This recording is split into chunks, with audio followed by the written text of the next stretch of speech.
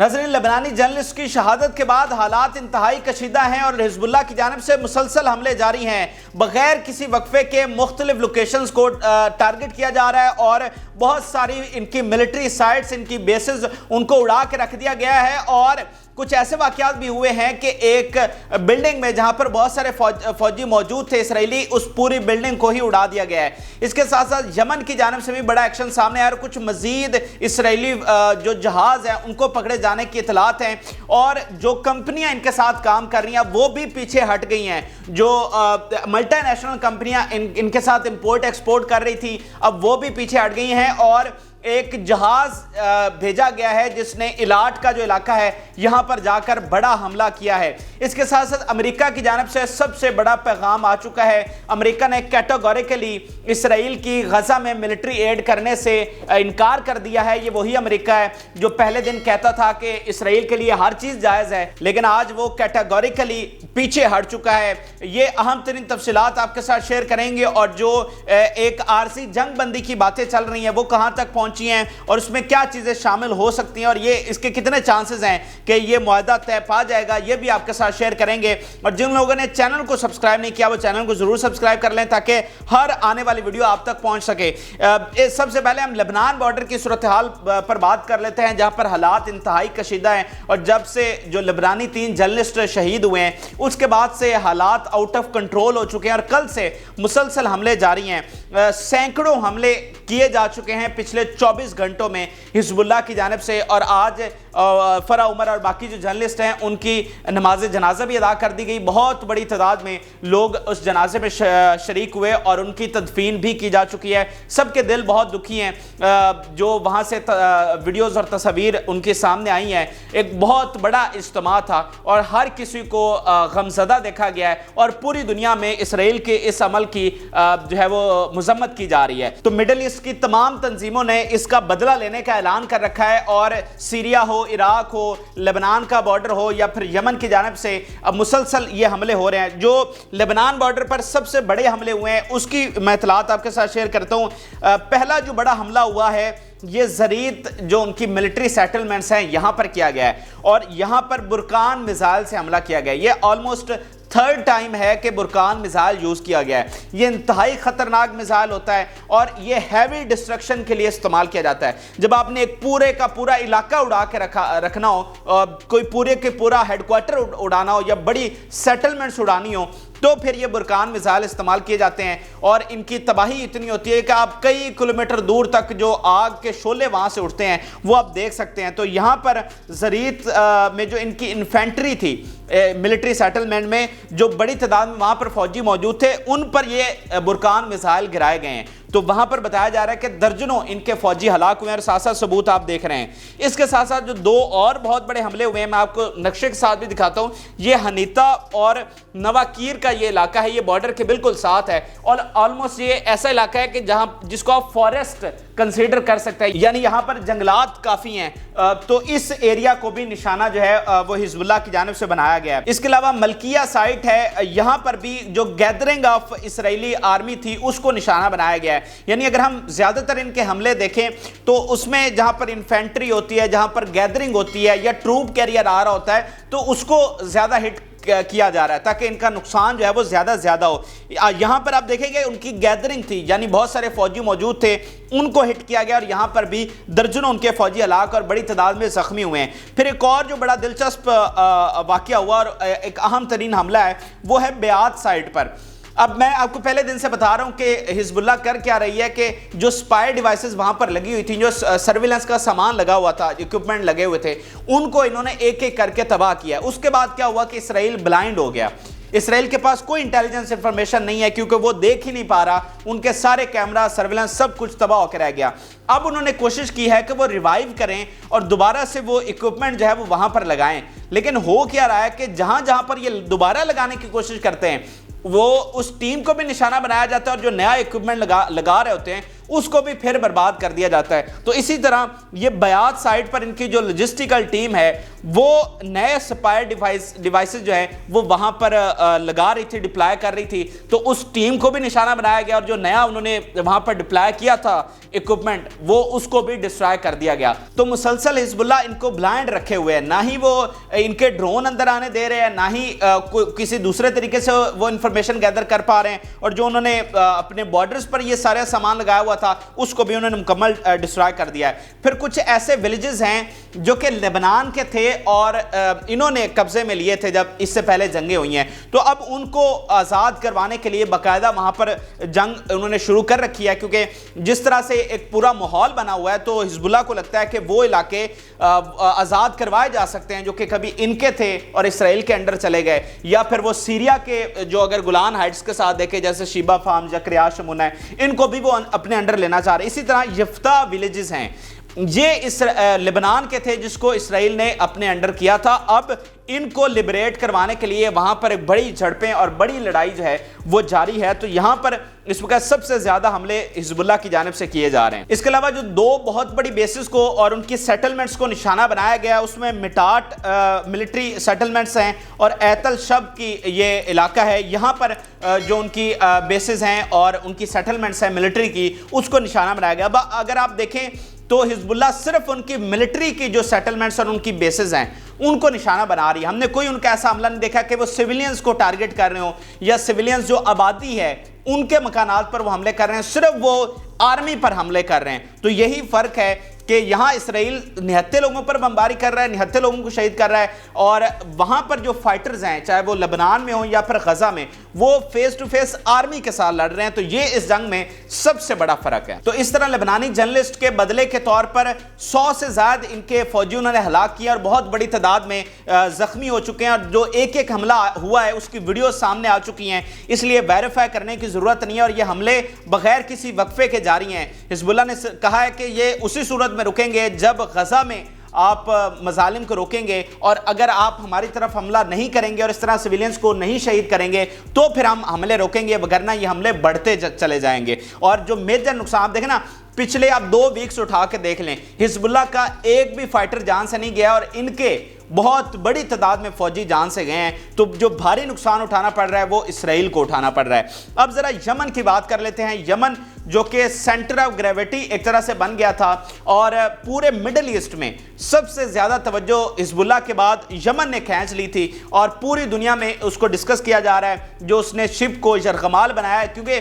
اس area میں اس طرح سے کوئی تاریخ ملتی نہیں ہے کہ جو ہے کسی شپ کو یرغمال بنایا گیا، اور خاص طور پر اسرائیل کا جب وہ ہو کہ وہ اس ریجن کی ایک بہت بڑی پاور سمجھا جاتا ہے۔ یو ایس کی بیسز ہیں، ان کے نیوی اور ان کے ایئر کرافٹ وہاں پر ڈپلائیڈ ہیں، اور ان کی نیوکلیر سب مرین وہاں پر ڈپلائیڈ ہے، لیکن اس کے باوجود اتنا بہادرانہ طریقے سے یہ کیا گیا، اور نہ وہ چھوڑنے کو تیار ہیں بلکہ مزید شپس کی ہنٹنگ جاری ہے، مزید شپس کو تلاش کیا جا رہا ہے اور ان کو قبضے میں لینے کے لیے آپریشن اس وقت جاری ہے۔ اور انہوں نے وارن کیا ہے کہ اگر کوئی بھی کمپنی، کوئی بھی دوسری نیوی یا کوئی بھی دوسری آرمی جو ہے وہ ان کو پروٹیکٹ کرنے کی کوشش کرے گی تو پھر وہ بھی ہمارا لیجٹیمیٹ ٹارگٹ ہوگی۔ یعنی اگر کوئی بھی اسرائیل کو پروٹیکٹ کرتا ہے، چاہے وہ امریکہ کرے یا کوئی دوسری اقوام کریں جو ان کے اتحادی ہیں، اگر کوئی بھی ان کو پروٹیکٹ کرنے کے لیے آئے گا تو وہ بھی اسرائیل کے ساتھ ہی ان کو کنسیڈر کریں گے اور وہ لیجٹیمیٹ ٹارگٹ ہوگا۔ اور آپ یہ دیکھ لیجئے کہ وی کنفرمڈ آپریشنز اگینسٹ اسرائیل، کہ ہمارے جو آپریشن ہیں وہ ان کے خلاف مسلسل طور پر جاری ہیں، اور انہوں نے تمام کمپنیز کو بھی وارن کیا ہے کہ بالکل آپ نے اسرائیل کے ساتھ آپ کی کوئی انگیجمنٹ نہیں ہونی چاہیے، آپ ان کے ساتھ کوئی کسی قسم کا امپورٹ ایکسپورٹ اگر آپ کی پکڑی گئی تو پھر وہ ہمارے لیے لیجٹیمیٹ ٹارگٹ ہوگا۔ اور انہوں نے کہا کہ آپ نے جو ہے جو یہاں پر سے جہاز گزر رہے ہیں انہوں نے جو اپنی آئیڈینٹیفیکیشن ڈیوائسز لگی ہوتی ہیں ان کو آف نہیں کرنا، تو یہ نہ ہو کہ ہم غلط فہمی میں آپ کو پکڑ لیں، تو آپ نے اپنی آئیڈینٹیفیکیشن جو ہے وہ آن رکھنی ہے۔ تو اس سے بھی ایک ان کو فائدہ یہ ہوگا کہ جس کی آف ہوگی تو وہ ان کو واضح طور پر پتہ چل جائے گا کہ یہ اسرائیل کا ہے۔ تو اس طرح یہاں پر اب یہ ایک بڑی جنگ جو ہے وہ جاری ہے، اور یہ سمندر کا یہ جو ریڈ سی کا یہ ایریا ہے اب یہ ایک پرائمری وار زون بنا ہوا ہے جہاں مسلسل یمن کی جانب سے ہنٹنگ جاری ہے، ان پر گلوبل پریشر ہے کہ وہ اس جہاز کو چھوڑیں اور یہ رستہ بھی مکمل طور پر کلیئر کریں، لیکن وہ نہیں کر رہے ہیں، اور ان کا بھی یہی مطالبہ ہے کہ جب تک غزہ میں نہیں ہو گئے معاملات طے تب تک ہم بھی نہیں رکیں گے اور نہ ہی اس جہاز کو رہا کریں گے۔ اس کے علاوہ جو ایک اور بہت بڑا حملہ کیا گیا ہے وہ ایئر کرافٹ ان کی جانب سے بھیجا گیا ہے جو کہ الاٹ کے علاقے میں جو کہ پورٹ ہے ان کی سب سے امپورٹنٹ ایریا، اور یہ ریڈ سی سے جو سامان آتا اور جاتا ہے وہ بھی اسی پورٹ پر جاتا ہے۔ تو کل ان کی جانب سے بلسٹک میزائل اور ڈرون وہاں پر فائر کیے گئے تھے اور وہاں پر اسپیشل آپریشن کنڈکٹ کیا گیا تھا جہاں بھاری نقصان ان کو اٹھانا پڑا، اور آج خود اسرائیلی سپوکس پرسن نے کہا ہے کہ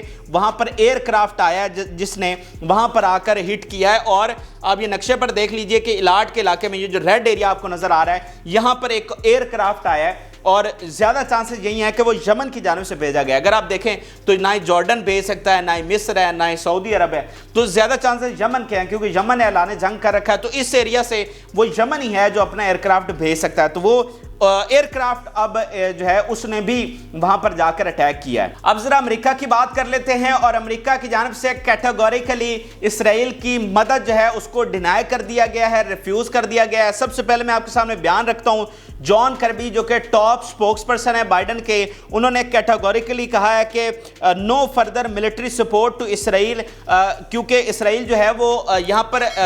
سویلینز کی جو کیجویلٹیز ہیں اس کو اوائڈ نہیں کر سکا، اسی لیے اب ہم اسرائیل کو کوئی ملٹری سپورٹ نہیں دینے والے ہیں۔ اب اس میں دو امپورٹنٹ چیزیں ہیں۔ پہلی امپورٹنٹ چیز تو یہ ہے کہ یہ وہی جان کربی ہیں اور انہوں نے ہی پریس کانفرنس کی تھی اور انہوں نے ہی کہا تھا کہ نو ریڈ لائنز فار اسرائیل، اور اس کو کسی کو جسٹیفیکیشن دینے کی ضرورت نہیں ہے، وہ جو چاہے وہ کر سکتا ہے اور ہم اس کے ساتھ ہیں۔ آج وہی جان کربی 44 ڈیز کے بعد کہہ رہا ہے کہ ہم اس کو ملٹری ایڈ نہیں دے رہے ہیں کیونکہ وہ سویلینز کو اوائڈ نہیں کر سکا ان کی شہادتیں۔ اچھا، یہ پہلی چیز ہوگی۔ دوسری امپورٹنٹ چیز کیا ہے کہ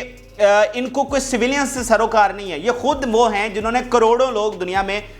ہلاک کیے ہوئے ہیں، تو ان کو یہ فرق نہیں پڑتا کہ سویلینز شہید ہو رہے ہیں، فلاں ہو رہا ہے۔ مسئلہ یہ ہے کہ یہ مجبور ہو گئے ہیں۔ یہ سب سے بڑی فتح ہے اس وقت فلسطین کی کہ اتنا پریشر ڈیولپ ہوا ہے، اتنا ان کو نقصان، یعنی آپ دیکھیں نا کہ یہ جو مڈل ایسٹ کی ساری تنظیمیں تھیں ان کا کیا پلان تھا کہ ہم نے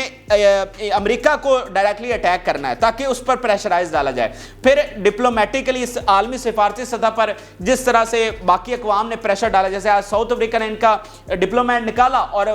جو ساؤتھ امریکہ ہے وہاں کے سارے حکمرانوں نے بائیڈن کو کہا کہ ہم مزید اسرائیل کا ساتھ نہیں دے سکتے۔ پھر اس کے علاوہ چائنا، رشیا اور باقی جو مالک ہیں انہوں نے عالمی سطح پر بہت پریشرائز کیا۔ پھر دنیا بھر میں جو مظاہرے ہوئے، یہ بہت سارے فیکٹرز ہیں جنہوں نے مل کر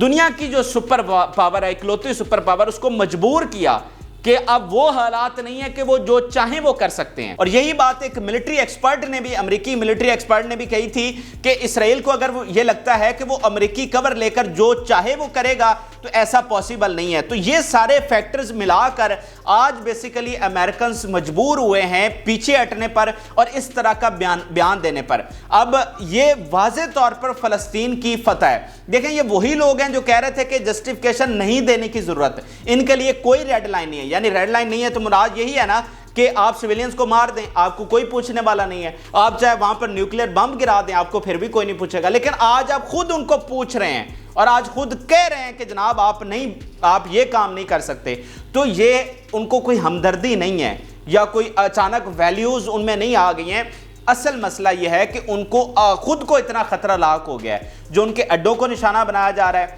جو ان کے اپنے مفادات خطرے میں آ گئے، جو مڈل ایسٹ اب ان کے ہاتھ سے نکل کر چائنا اور رشیا کے ہاتھ میں جاتا ہوا نظر آ رہا ہے۔ تو ان بہت ساری چیزوں کو دیکھتے ہوئے بائیڈن کی اپنی کرسی خطرے میں ہے، اس کی اگلی صدارت خطرے میں ہے، تو ان ساری چیزوں نے پریشرائز امریکہ کو کیا ہے اور وہ بیک فٹ پر آنے پر مجبور ہوا ہے۔ تو یہ سب سے بڑا فیکٹر ہے اور یہ سب سے بڑی کامیابی ہے کہ اب اسرائیل کو بھی یہ سمجھ آ گئی ہے، ان کی بھی عقل ٹھکانے آ گئی ہے کہ ہم جو چاہے وہ نہیں کر سکتے، اسی لیے اب ہمیں ایک احتیاط کے ساتھ کسی نئی حکمت عملی کے ساتھ چلنا ہوگا۔ یہ جو وحشیانہ ہم کام کر رہے ہیں یہ اب مزید نہیں چل سکتا۔ تو جس طرح سے امریکہ کے اس بیان کی بہت زیادہ اہمیت تھی کہ ان کے لیے کوئی ریڈ لائن نہیں ہے، تو اسی طرح اس بیان کی بھی اتنی ہی اہمیت ہے کہ آپ کے لیے ریڈ لائن ہے۔ آج وہ خود ان کے لیے ریڈ لائن طے کر رہے ہیں۔ تو یہ میرے حساب سے گریٹ اچیومنٹ ہے، اور یہی بات ہم آپ کو 10-15 دن سے کر رہے تھے کہ جو پبلک اوپینین ڈیولپ ہوئی ہے اور جو دنیا کے لوگ کھڑے ہوئے ہیں، یہ سب سے بڑی چیز ہے، اور یہی جنگ کا پانسا پلٹے گی۔ اور میرا خیال ہے کہ اس بیان کے بعد اور امریکہ کے پیچھے ہٹنے کے بعد اس جنگ کا واضح طور پر اب پانسا جو ہے وہ پلٹ چکا ہے۔ اب تھوڑا سا آپ کو جو ٹروس کی ڈیل چل رہی ہے کہ تھوڑی دیر کا وقفہ ہے، اس حوالے سے بتا دیتے ہیں۔ دونوں اطراف سے یہ چیزیں چل رہی ہیں کہ پریزنر ایکسچینج کیا جائے گا، اور جو 150 فلسطینی ہیں اسرائیل کی قید میں، ان کو رہا کیا جائے گا۔ اس کے علاوہ 4 دن کا یہ وقفہ ہوگا، اس میں 6 گھنٹے کی بریک ہوگی، یعنی مکمل جنگ بندی نہیں ہوگی، صرف 6 گھنٹے ایسے ہوں گے جس میں آپ کی بمباری اور کوئی فائٹنگ نہیں ہوگی، اور اس میں آپ کی منتقلی بھی ہو سکتی ہے، یعنی نارتھ سے لوگ ساؤتھ میں آ سکتے ہیں، ایڈ مزید اندر جائے گی۔ تو یہ تھوڑے سی ڈرافٹ جو ہے وہ سامنے آیا ہے، ابھی اس پر عمل درآمد ہونا باقی ہے، اور وہ سب سے مشکل لمحہ ہے، کیونکہ اس میں یہ بھی شرائط رکھی گئی ہیں مزاحمتی تحریک کی جانب سے کہ کوئی فضائی نگرانی نہیں کی جائے گی ان 6 گھنٹوں میں، کیونکہ انہوں نے ہاسٹیجز کہاں سے نکالیں گے، یہ سب سے بڑا فیکٹر ہے نا، کہ اگر وہ نگرانی کر رہے ہوتے ہیں اور وہ دیکھ لیتے ہیں کہ ہاسٹیجز کو کہاں سے باہر نکالا جا رہا ہے، تو وہ آپریشن کر کے وہ تمام کو رہا کروا سکتے ہیں۔ تو اس چیز کو سیکیور رکھنا اور اس کو پردے میں رکھنا یہ سب سے امپورٹنٹ ہے مزاحمتی تحریک کے لیے۔ تو یہ بھی شرط رکھی گئی ہے کہ کوئی فضائی نگرانی نہیں ہوگی۔ تو سب سے امپورٹنٹ پارٹ اس کا عمل درآمد بھی ہے کہ بالفرض اگر اسرائیل اس بات سے مکر جاتا ہے تو پھر کون ہوگا جو اس چیز کو دیکھے گا کہ نہیں بھئی اسرائیل نے خلاف ورزی کی ہے، اور کون ہوگا جو ان کو اس پر کوئی پینلٹی ڈالے گا۔ تو اس لیے اس کا جو عمل درآمد کروانا ہے وہ سب سے امپورٹنٹ پارٹ ہے اور سب سے مشکل پارٹ ہے، لیکن یہ چیز فی الوقت چل رہی ہے۔ لیکن اس میں یہ بات آپ نے ضرور ذہن میں رکھنی ہے کہ یہ ایک عارضی ہے اور 3-4 دن کے لیے ہے، جنگ ختم نہیں ہوئی ہے۔ نیتن یاہو نے خود کہا کہ وی آر ایٹ وار، اور یہ جنگ تب ختم ہوگی جب ہم مزاحمتی تحریک کو ختم کر دیں گے، یعنی غزہ کو مٹا دیں گے اور ویسٹ بینک کو اپنے قبضے میں لے لیں گے، تو تب یہ جنگ ختم ہوگی۔ اور اسی طرح یہاں سے بھی اب فیصلہ ہو چکا ہے کہ اب ہم نے آزادی کا فیصلہ کن مار کا لڑنا ہے، اب ہم نے خاموش نہیں رہنا۔ تو یہ ایک فیصلہ کن جنگ ہے، یہ 6 مہینے چلے، سال چلے یا 2 مہینے چلے، یہ ایک فیصلے کے بعد ہی ختم ہوگی، کسی نتیجے پر پہنچنے کے بعد ختم ہوگی، اس سے پہلے ختم نہیں ہو سکتی۔ اب ذرا غزہ کے نہتے لوگوں کی بات کر لیتے ہیں، اور اسی طرح سے بمباری جاری ہے، اور آج جو سب سے بڑے حملے ہوئے ہیں اس میں اسکول کے حوالے سے یہ بتایا گیا، یو این نے یہ رپورٹ کیا کہ ان کے اسکول میں جتنے لوگوں نے پناہ لے رکھی تھی اور جتنے حملے کیے گئے اس میں 200 سے زیادہ لوگ شہید ہوئے ہیں۔ اب یہ کسی بھی جنگ میں سب سے زیادہ نمبرز ہیں کہ